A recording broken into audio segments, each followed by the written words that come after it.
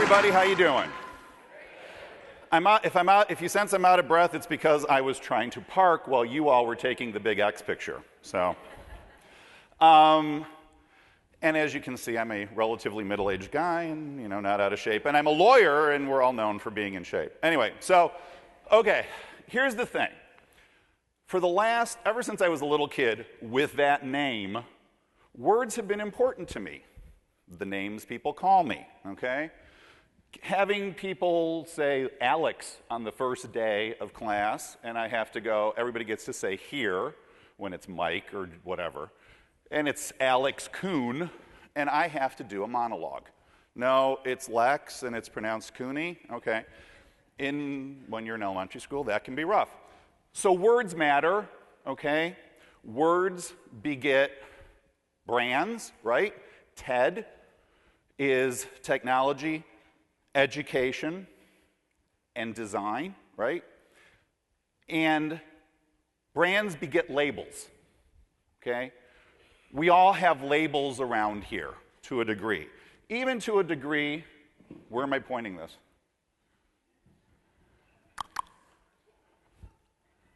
Where does it, here we go. Okay, so brands. So one of the big brands that we deal with is left brain versus right brain. It's a shorthand. If you're left brain, you're the linear controlling lawyer type, for instance. If you're a right brain, you're the left-handed, creative, artsy-fartsy type, okay? And so for me, it's always been sort of a 51-49 proposition, okay? It's really hard keeping them straight, and so the thought that I had was, hey, let's talk about my career, and it can either be just a really good story, hopefully, or a cautionary tale, or perhaps a role model, okay? So I have a theory that life can be sort of broken down into a binary choice, all right? That's where we get the left brain, right brain thing, all right?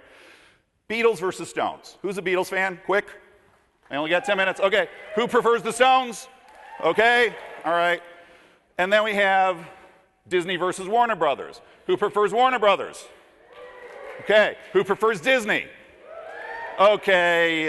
I'm a Warner Brothers guy. And actually, I'm probably more of a Beatles guy, too. All right. Star Wars versus Star Trek. Star Wars? Okay. Star Trek? Yo, that's me. Okay. And then I always tell my kids I prefer geek to nerd because nerd suggests you can't put an outfit together. So let's geek down a little further and drill down a little further and come up with Kirk versus Picard. Kirk? Picard? Yeah, thank you, make it so. Okay. Here in Detroit, we have our own little versions of it. East Side versus West Side. I'm old enough to remember Richard Gindin, who was an outstanding cartoonist for the Detroit Free Press back when you could get a newspaper 7 days a week. And he really captured Detroit as an outsider. If you can't read it, it's Woodward as a huge wall, not unlike the Berlin Wall. And on the east side, it says, "What's west of Woodward, Daddy? Shut up. What's east of, behind the wall? What's east of Woodward, Daddy? You wanna smack?" Okay? Never the twain shall meet when it comes to words and brands, or right brain versus left brain. And then you got even left brain versus right brain. There is apparently a Los Angeles rapper who goes by the handle of Left Brain. Go figure. And then there's a right brain brewery, I want to say, up in Traverse City.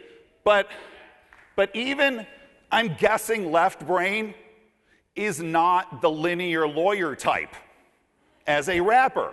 I hope he isn't, because he's not going to be super creative. I'm just thinking, okay? Or maybe he is. Maybe it'll look like a brief or a contract or something. So these are sort of the generalities we have on left brain versus right brain. Logical, sequential, whatever, random, intuitive, okay? When you deal with, the thing about TED that I love is that it gives all of us time to get off of our respective gerbil wheels, okay, and think, and macro. I was looking at the Twitter Twitter last night, and I was seeing the Twitter, like John McCain. Yeah, I have tons in common with John McCain and the Google. Okay. And they were saying, you're going to TEDx tomorrow. What are you going to do with it? What are you going to do after the day? Right? And so if you're a left brain or a right brain, and you think you're a creative type or you think you're a businessy type, why do you think that? By definition, if you're here, you're open-minded. You know, we use the metaphor of out of the box a lot, okay? We don't need a box. The premise that you're here suggests you don't give a damn about the box, okay? But if you look at the brand of TED, technology, education, design, I would propose that if you got together for coffee and you brought an agriculture professor from Michigan State, an engineering professor from U of M, and a car design professor from CCS, it's going to be a short coffee because they don't necessarily have a lot in common. They're all drilled into what they're into, okay?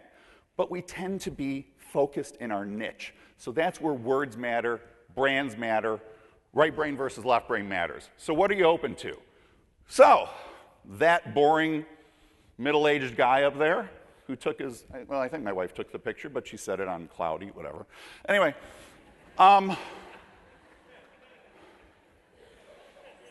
so much for technology and TED, right? Okay. So what does that boring lawyer with the tie on have to do with anything remotely right-brain creative?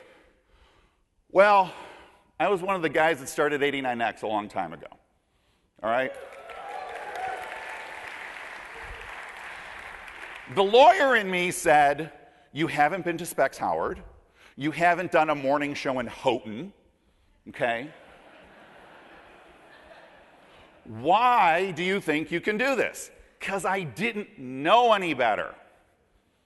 And it turned out to be what I think is the last great Detroit radio story, okay? Because they've killed it. It's an awesome medium, and they've killed it, all right? So that's a Metro Times article. So I actually wrote a Metro Times article about my project that I was sort of doing on the side, which back then it's like, ooh, it's an ethical consideration. Now it's like, it's a blog. Who gives a crap, right? All right? We're all, TechCrunch, we're all, compromised ethically on the internet, right? So I did that. So I wrote for Metro Times for 8 years. And then I met a guy named Greg St. James, who used to be a DJ at WRIF. Does anybody remember Greg? Okay. And then the guy who sold my mom her Volvo at Seymour Volvo Cadillac down in Jefferson used to be in sales. And Lem Payne, his daughter, found me yesterday on Twitter. Lem Payne was my brother, and we put it together. And the creatives in this town got the bean counters and radio to sign off on doing 89X a long time ago. And I reposted the link for his daughter last night on my Twitter feed. So check it out. And so what does left brain uptight lawyer do? Oh, well, he interviews 9 Inch Nails at the first Lollapalooza in the back of Pine Knob in 1991, okay? Now, this past spring, he wore a tux and got an Oscar, all right? So, all right, we all evolve, right? I should hope. And then that young man, I went to Grosse Pointe North, all right? I was actually talking about the relative merits of when Ice-T was doing Cop Killer versus NWA doing F the Police. And there were a bunch of white people all around me who were friends of mine, and they were all getting tight like that, okay? And then he grows a goatee when he starts having kids and has his early midlife crisis and goes on Backstage Pass and does a thing with Channel 56. And we won Emmys, and I'm talking to my dear friend Ann DeLisi there. And then I get to represent Darren McCarty's band. Remember when Darren had a band, Grinder? And I'm doing work for them, and I get to, drink out of the Stanley Cup, and I put that on Facebook, and everybody goes, God, have you thought about where that cup is? Yeah, who cares? And then I do a thing, if anybody's been down to Detroit, down in Harmony Park, I've been doing a show occasionally down at Harmony Park. Those guys also went to Grosse Pointe North. I booked them for a high school dance when I was sophomore class president, okay? So here's the thing. No labels. No labels. Promise? All right? That's a question/order. I teach. Come on, I should grade you guys. All right. Left brain versus right brain. None of, I bet any one of you who identify yourself in any one way have a fair sampling of both of them, if you're here. The change begins here, okay, with TEDx. I found that. I'd rather hang out on the picture on the right, which is the creative side, you know what I mean? As opposed to the cubicles and the very Dilbert-esque thing on the left there. So the whole point is,